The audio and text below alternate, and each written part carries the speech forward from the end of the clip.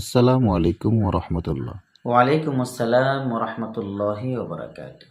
হুজুর, রোজা রেখে কেউ যদি টুথ পাউডার কিংবা টুথপেস্ট দিয়ে ব্রাশ করে তাহলে কি রোজা ভঙ্গ হবে?